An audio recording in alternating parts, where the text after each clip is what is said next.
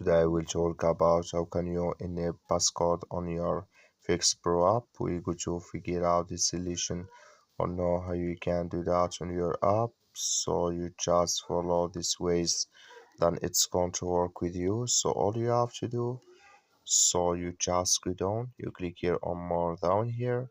When you just click here on more, it's going to take you to this list. It's going to show for you like this here.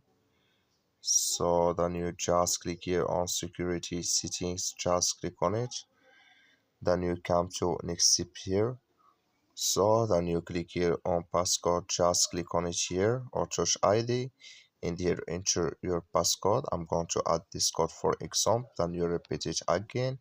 So then here sorry, then you click on save. So then like you see here, can you change your passcode? Then like you see, it's enabled with us now. And here can you enable touch ID. That's all. Thank you for watching. Don't forget to support us by liking and subscribe.